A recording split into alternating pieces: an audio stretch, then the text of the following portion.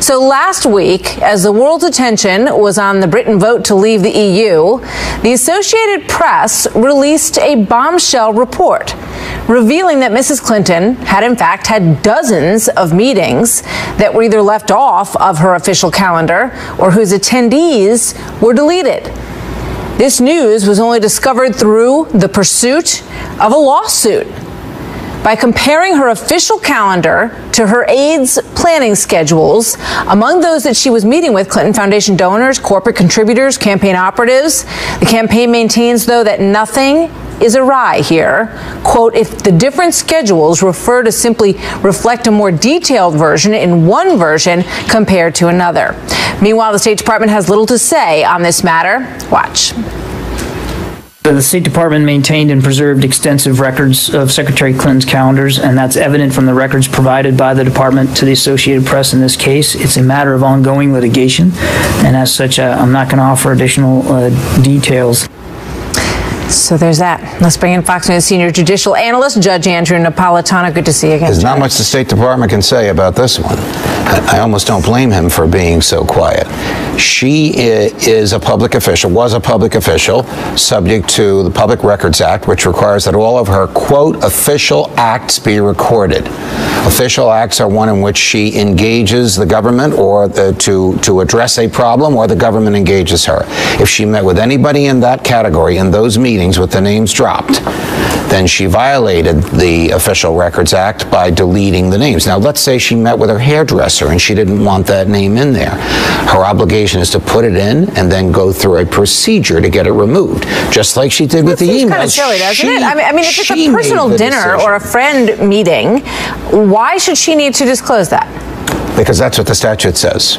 The statute puts the burden on the covered person, which is her as Secretary of State, to make the case for why something should not be there. She enforced that statute against people who worked for her in the State Department, but she didn't enforce it against herself. In her own case, she unilaterally decided what would be removed from the record. So now we don't know. Investigators don't know if she was engaged in, quote, official acts or not. So here's what her side says. That there were 75 meetings and 114 people who were deleted. They say that she had her official calendar, and then her staff would give her, you know, sort of the short run version of what she was doing that day. And on one had the list of the people that were going to be there, and the other didn't. And one example was when she rang the bell at the New York Stock Exchange.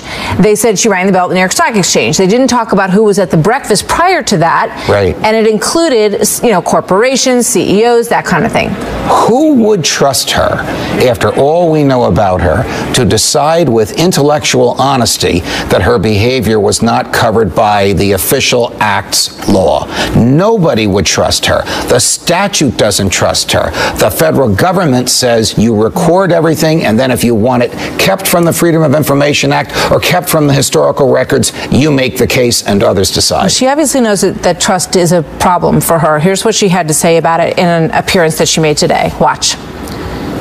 Trust is the glue that holds our democracy together.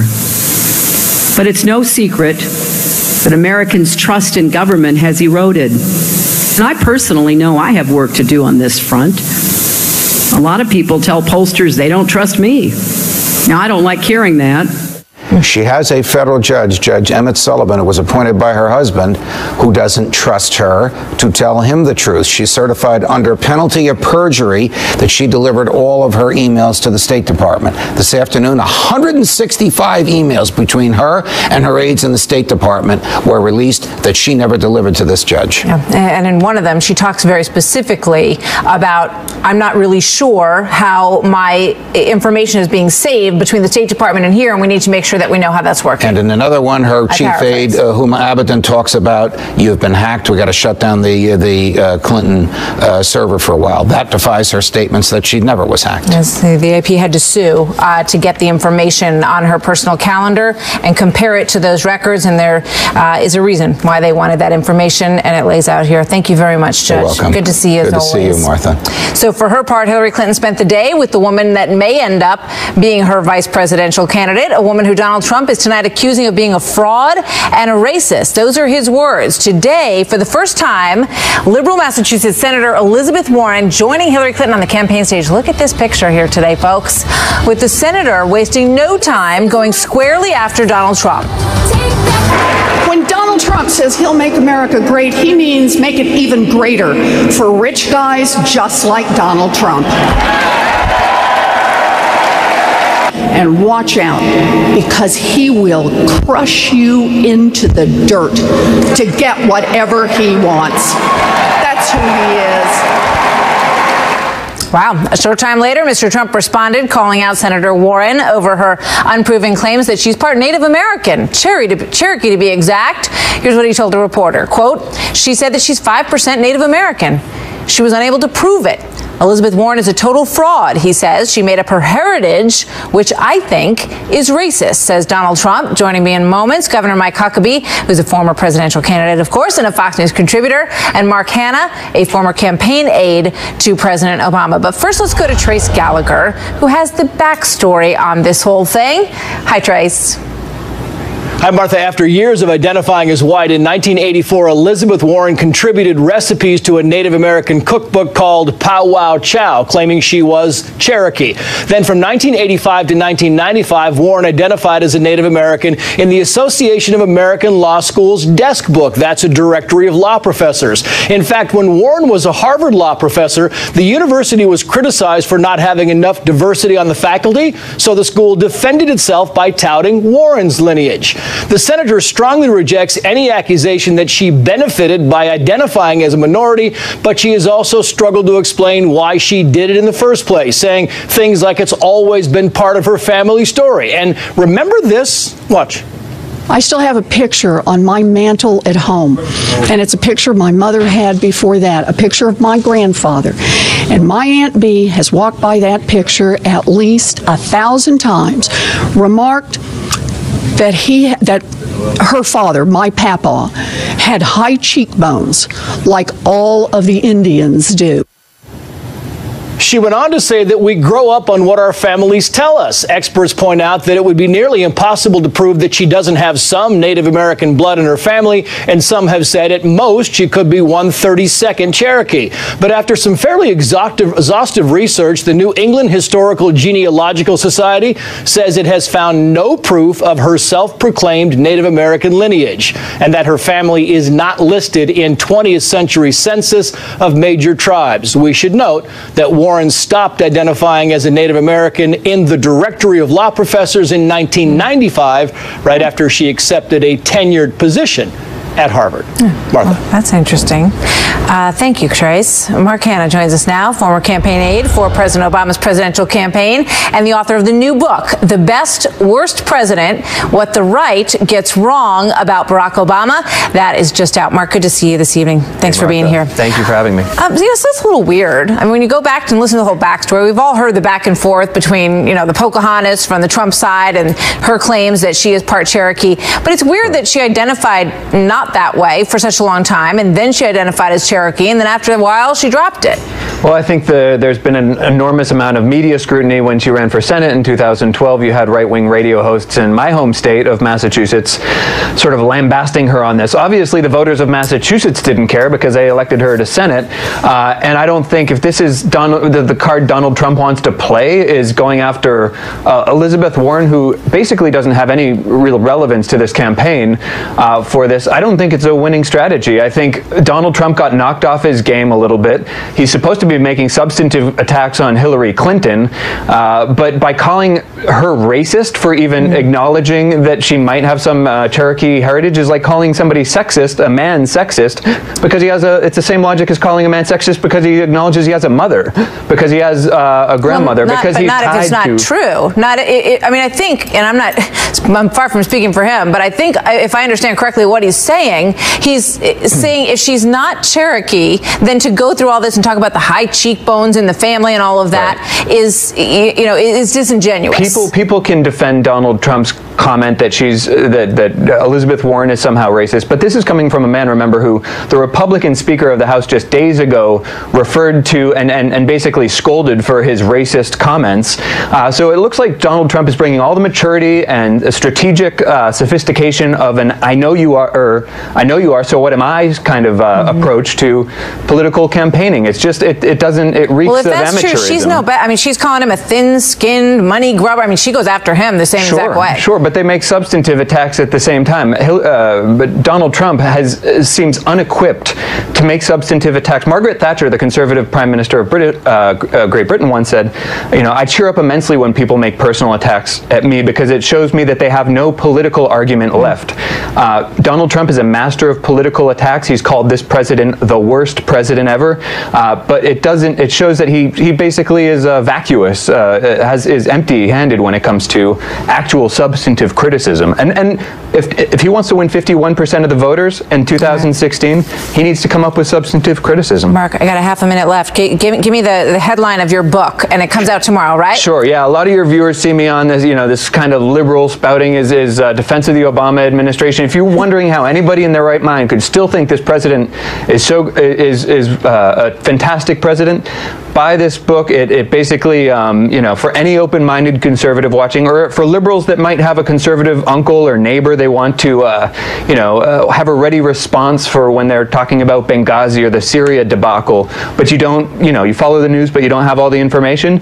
This is a fun, light-hearted take, a good way to bring family together and arm you with some. And the 4th of July weekend, right? We'll over the cookout. All right, the best worst president. Mark, good to see you. Thank you very much for being here tonight. Thanks Best of luck with your new book. I appreciate it. So here now to respond, Governor Mike Huckabee is a former presidential candidate, of course, and he's a Fox News contributor. Governor, good to see you again today. Welcome. Good to see you, Martha. So you heard all the back and forth I'm wondering if Mark's book, is it in the fiction category? I'm just wondering, because from what he said, I think I'll look for it under fiction. Well, I guess your response is duly noted, but he hopes that many people don't agree with you. But tell me something here. When you hear this back and forth, she calls him a thin-skinned money grubber, and he calls her Pocahontas, and it does raise a valid question, which is, does any of this name-calling beget anything that is worthwhile to voters on either side? I think everybody understands that if you're going to call Donald Trump something, he's going to come back at you. And I think Elizabeth Warren has opened herself wide open for this. Look, she called Donald Trump a racist, called him a money grubber, all sorts of things, very personal attacks. And then for her to pretend that she's so righteous, so holy, she would never do something like that. I just think it's absurd. But look, the scene today was just classic. You had Hillary Clinton and Elizabeth Warren. Elizabeth Warren, who is always talking about how horrible it is for these Wall Street people, and she's standing there with the poster child of Wall Street political funding, Hillary Clinton. The one thing they do share is a very left-wing philosophy. I said that this was the beginning of left and lefter. Hillary and Elizabeth Warren on the same stage, pure left. So how did these two come together? I mean, certainly what you say about the background between them and the things that she's called Hillary Clinton is absolutely true. So what do you see here in the making politically? Is this the VP candidate? Is this what we've got in terms of a pairing in November? Well, it would be a fascinating ticket, because I'd love to see how Elizabeth Warren goes out there and defends Hillary Clinton's being a wholly owned subsidiary of Wall Street. I'd love to see how she's going to talk about Hillary Clinton getting all this cash from foreign governments who jail people who are gay and who put them to death, and somehow that Hillary is the champion for diversity and women's rights. I mean, this is absurd. But it's part of this narrative that Democrats can just ignore the realities and speak about how pure they are, how devoted they are. But look, a lot of Americans have been hurt by their policies. But if you have a candidate who has trouble with women voters, which Donald Trump does when you look at the polls, and you've got two women, one who is going to bring in the Bernie Sanders vote, and the other who is going to bring in the stability and continuation of the Obama White House, that could be a pretty formidable team. I don't know. I mean, I'm not sure how stable the Obama administration is. You've got Obamacare that's made it very difficult for a lot of families to afford health insurance, doubled the national debt to nearly $20 trillion. Our place in the world has been decimated. Nobody respects us anywhere in the world anymore. You got Putin flying fighter jets over Navy destroyers and taking hostages by the Iranians. I'm not sure Hillary wants to latch onto that and say, give me 4 years and I'll just keep that great stuff going, because I think people looking objectively can't hardly embrace that as terrific. See her separating when she feels it's worthwhile from the administration, and embracing them when she thinks it serves her well. Governor Huckabee, thank you very much. We'll see you soon, sir. Thanks, Martha. So when the Supreme Court today ruled against new safety standards for abortion clinics, some on the left were elated. In fact, one late-night talk show host suggested going out and celebrating by, quote, knocking someone up in Texas. Seriously, Trevor Noah said that. Ben Shapiro and Eboni Williams up next on that.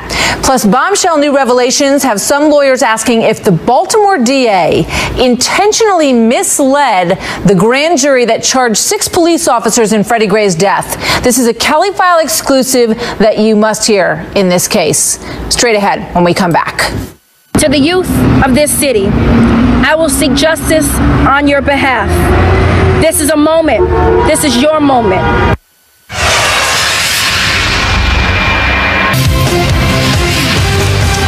Developing tonight, new fallout after the Supreme Court issued one of the court's most sweeping decisions on abortion rights in more than a decade. Today, the court determined that Texas had gone too far with new rules that state described as safety standards for abortion clinics. Shannon Bream reports live tonight from Washington.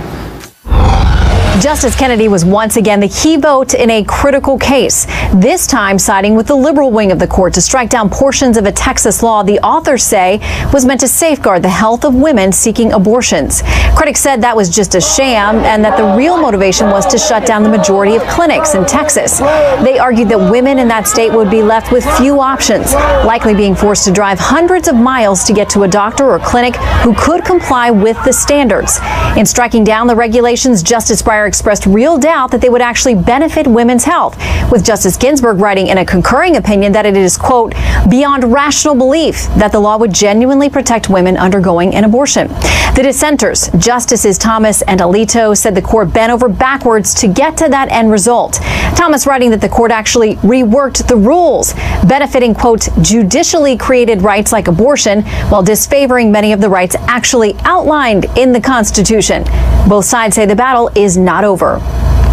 Today is just day one. We've got an election where these issues are on referendum. We've got an election where the future of women's rights, which are human rights, are at stake. This generation's pro-life. The tide has turned in our country. Our culture is changing. We just had to transform Washington now. Both sides also used today's ruling as a prime example of why the Supreme Court should be on the mind of every voter heading to the polls this fall. Martha? All right. Thanks to Shannon Bream. So almost as soon as this ruling came down, we started to hear cheers of sorts from the left. Trevor Noah of The Daily Show went on Twitter to encourage people to, quote, celebrate the SCOTUS ruling. Go knock someone up in Texas. I kid you not. And then there was the former Texas State Senator, Wendy Davis, who got national attention for crusading against this law. Here she is. Well, I'm overjoyed. I have to tell you, I was fighting back tears a moment ago as I was reading the SCOTUS blog, and the first line that came out saying that the Fifth Circuit opinion or decision had been reversed. It's incredible news for the women of Texas. It's incredible news for the women throughout this country. Interesting. So joining me now, Ben Shapiro is an attorney and editor-in-chief at dailywire.com, and Eboni Williams is an attorney and a Fox News contributor. Welcome to both of you. Thank you, Martha. I want to get your thoughts on the ruling, but your thoughts first, culturally, on the reaction that this got from some on the left. Ben, what do you think? Well, I mean, I think number one, Trevor Noah is slightly below bubonic plague on the funny scale, so it's not really a shock that he'd come out with a tweet like that. But this shouldn't be a surprise. I think Trevor Noah kind of let loose what a lot of Democrats actually think, which is that there's no reason abortion should be safe, legal, and rare. The internal logic of that statement, the old Clinton formulation, doesn't hold. If abortion is about aborting something that isn't fully human, then why should it be rare? And if it is about aborting something that is human, then why exactly should it be legal? So the full-scale celebration that you see, the idea that abortion is actually birth control, that's what most Democrats believe, including the Democratic Party platform, which it was revealed today, calls for a destruction of literally all state and federal laws that restrict, quote, access to an abortion, as well as public funding for abortion both at home and abroad. They don't believe abortion should be safe, legal, and rare. They think that it's just a form of birth control. Ebony, what do you think?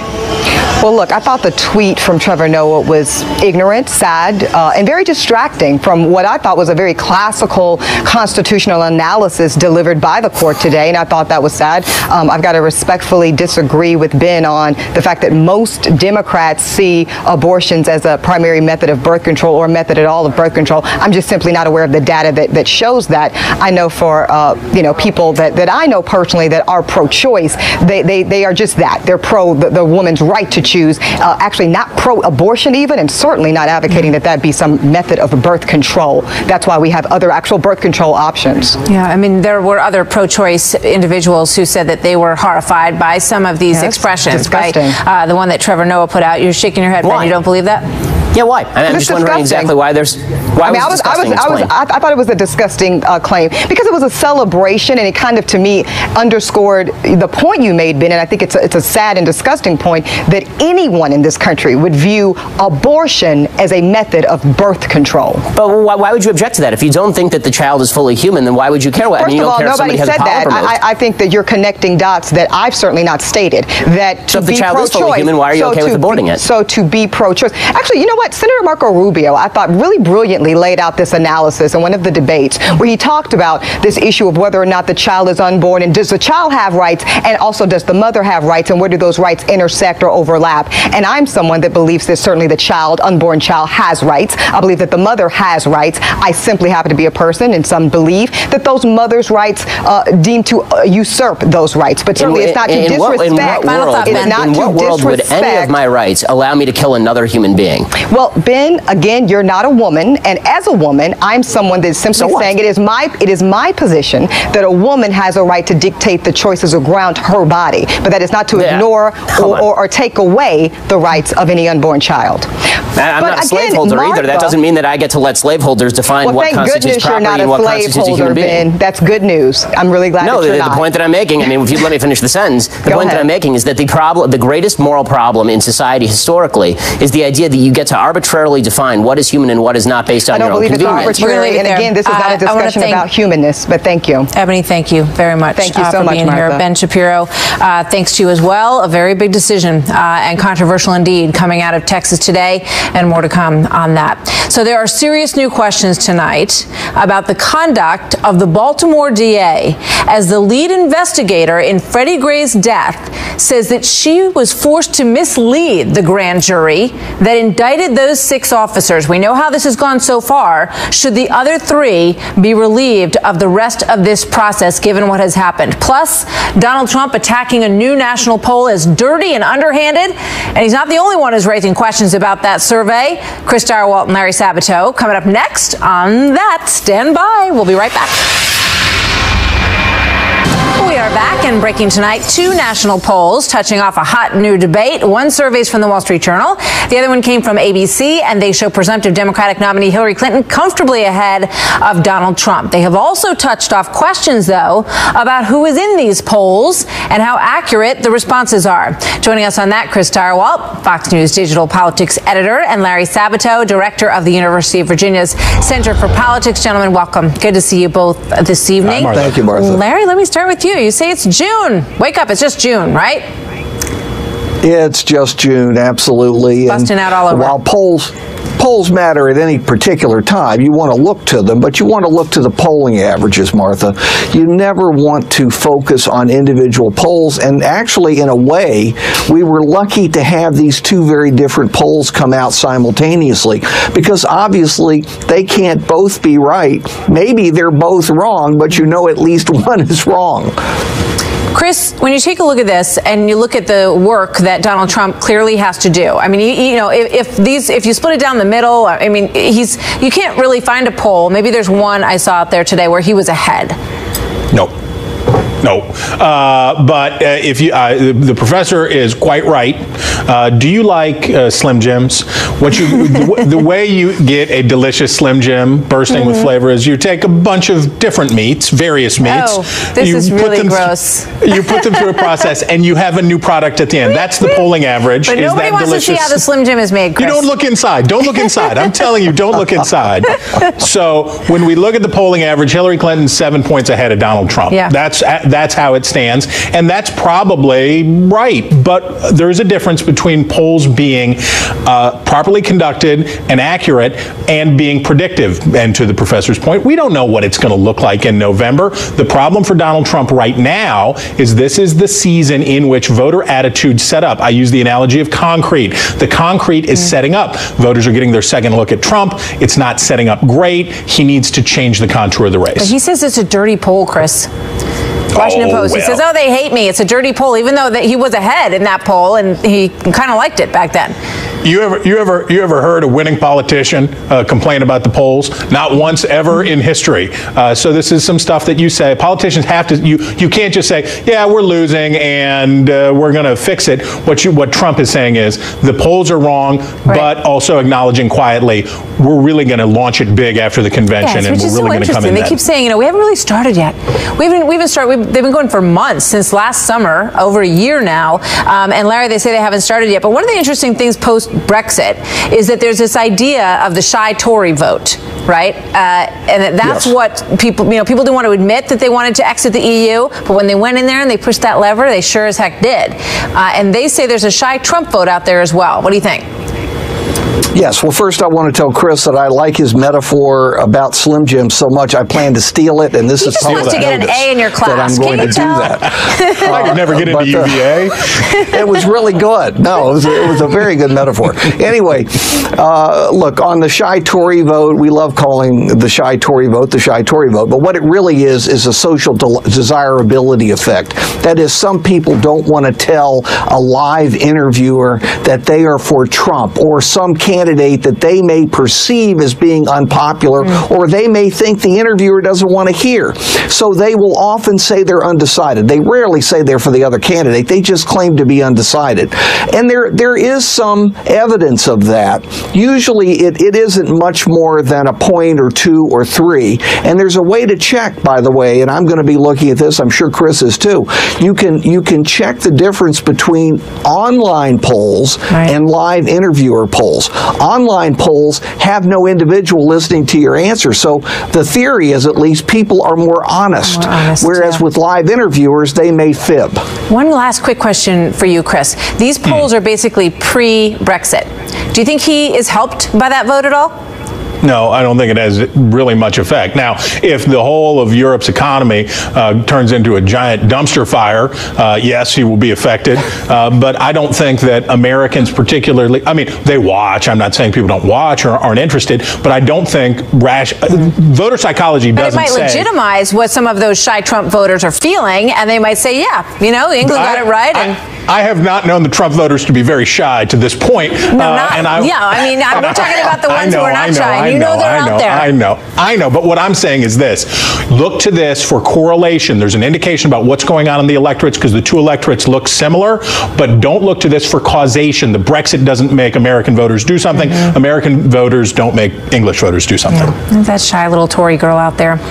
All right, guys. Thank you, Slim Jim and Tory. Good to see you both tonight. I think. Thanks, guys. Good to have you here. So how about this story tonight? When pop superstar Justin Timberlake tried to praise an African-American actor this weekend, he was pounded by the social media. We're going to show you what he learned about America in that process. Plus, the Baltimore DA is now being accused of misleading the grand jury. This is a very serious charge that charged those 6 police officers that you see on the right-hand side of your screen, and you know that charging them has not gone so well for her so far. Kevin Jackson and Daryl Parks join us next on where that could lead.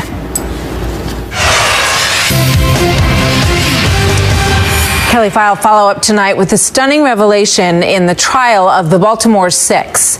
The Baltimore Sun is now reporting that the grand jury which indicted the 6 officers that you see on your screen may have been misled about the case from the very beginning and the facts surrounding the death of suspect Freddie Gray. That claim is based on notes from the police department's lead investigator, who says that she told jurors exactly what the prosecution wanted her to tell them, despite the fact that it did not line up with her own findings. Trace Gallagher, live with the background on this story tonight from our West Coast newsroom. Trace. Hey, Martha, in the wake of Officer Caesar Goodson's acquittal on second-degree murder charges, there are now repeated calls for State's Attorney Marilyn Mosby to drop the charges against the remaining officers. But a new report is now calling into question why the trials went forward in the first place. The Baltimore Sun has obtained and published case notes, information they received anonymously but verified independently. In those notes, lead detective Danielle Taylor states that the evidence she read to grand jurors deciding whether to indict the officers was misleading, writing, and I'm quoting, "As I read over the narrative, it had several things that I found to be inconsistent with our investigation, and I thought the statements in the narrative were misquoted." But Taylor felt conflicted about questioning the information given to her by the deputy state's attorney, so she went forward. But when the jurors asked her questions like, was Freddie Gray's arrest legal, prosecutors intervened before she could answer, with Taylor writing, quote, "They did not intend for me to answer any questions because all answers would obviously conflict with what I had just read to them." The case notes don't say exactly what evidence Taylor considered misleading, but experts say it's unheard of for a state's attorney's office to provide investigators with prepared statements. Normally, detectives and prosecutors work together to present a case. The Baltimore Sun also published an op-ed calling the report disturbing, saying that the cardinal duty of a prosecutor is to refrain from prosecuting a charge that they know is not supported by probable cause. The paper is now demanding a formal investigation, Martha. Very troubling. Trace, thank you. Joining me now with reaction, Kevin Jackson, Fox News contributor and executive director of the blacksphere.net. Daryl Parks is a former attorney for both Trayvon Martin and Michael Brown's families. Good to have both of you. Daryl, let me start with you. What's your reaction to what you just heard? Well, I think we have to be very careful here, because what we do know is that prosecutors enjoy very, very wide immunity when it comes to cases like this. I think it's also very important that this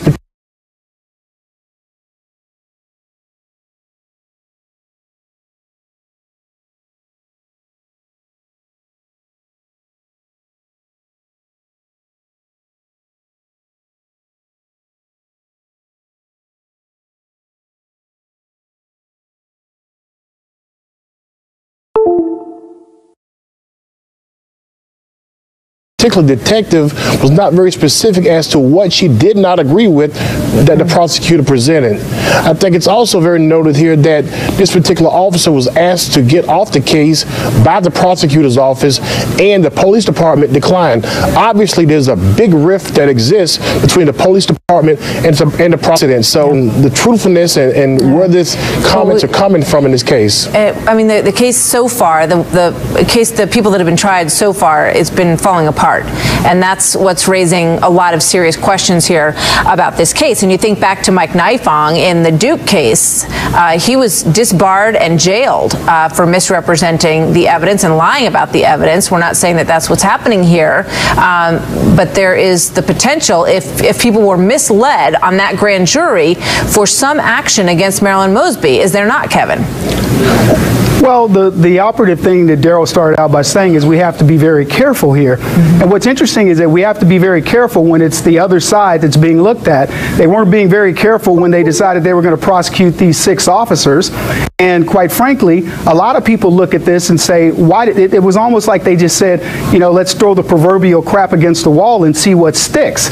And now we decide that he's talking about, let's be careful. They should have been more deliberate when they were looking at this case in the beginning and deciding on who really might be at fault and making a determination about who really should be prosecuted, because as we've seen, 3 of them are now innocent or have been found innocent, and 3 others are probably going to be dismissed because their cases are less than those. I just want to take a moment to show everybody Marilyn Mosby, when she first came forward very forcefully and made her statement about what she felt had transpired. She talked about the youth of the city. Let's listen to that part.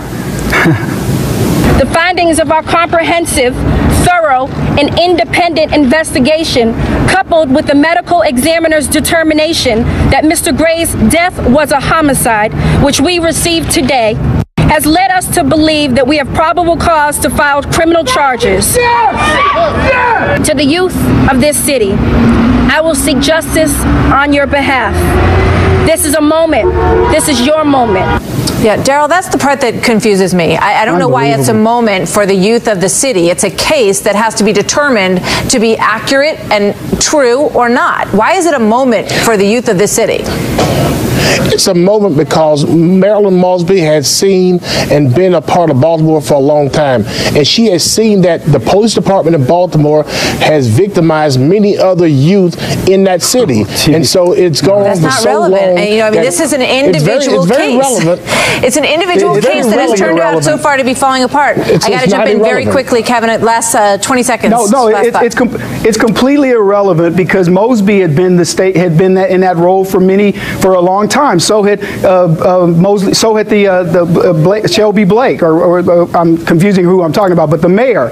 So if it was anybody who was making a mistake here, Stephanie Rawlings Blake, it was those people that were in charge. So how is it suddenly a miscarriage of justice? We got to go. Thank you very much, gentlemen. We'll be right back. And we're done watching and waiting while this invention called whiteness uses and abuses us, burying black people out of sight and out of mind while extracting our culture, our dollars, our entertainment like oil, black gold, ghettoizing and demeaning our creations, then stealing them, gentrifying our genius, and then trying us on like costumes before discarding our bodies like rinds of strange fruit.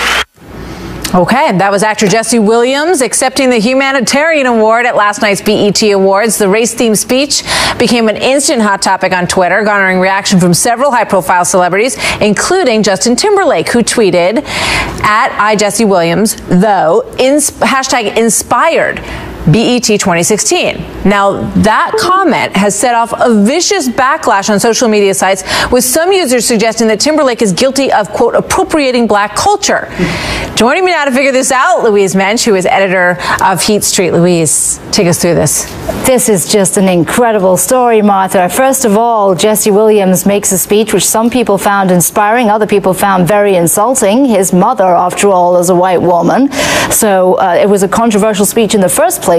And Justin Timberlake comes out and supports him. He says he's inspired. And what does he get for his trouble? He gets a huge backlash from social justice warriors saying that he should not dare to have an opinion. He's not allowed to discuss it. He's not allowed to say, you know, that he was inspired. So this is some of this, you know, what he got back at him. So does this mean you're going to stop appropriating our music and culture and apologize to Janet, too? He's talking about Janet Jackson in the Super Bowl incident. And then Justin Timberlake came back and said, oh, you sweet soul, the more you realize that we are the same, the more we can have a conversation. Bye. Right, and then he got an even worse backlash. So what's crazy about this is that Martin Luther King's dream of being judged on the content of your character is now considered racism. Let's look at this. Timberlake he tweeted 2 words, inspired, and this is somehow terribly insulting. I think the idea of cultural appropriation is a complete nonsense. Are we going to tell African Americans that they shouldn't be using novels because that's a form of art that was invented by white people? True artists like everybody to appreciate their art, whether it's rap music, whether it's novels, whether it's madrigals, whether it's sculpture. So I really think these social justice warriors need to back off a little bit. Yeah. I mean, that's the way that it has always been between artists. There should be no color that is part of making your art, and as you point out, people can appreciate it across the board. I mean, and basically Justin Timberlake eventually sort of apologized, I think the worst thing about this whole incident to me was not so much that he got backlash from a bunch of crazy liberals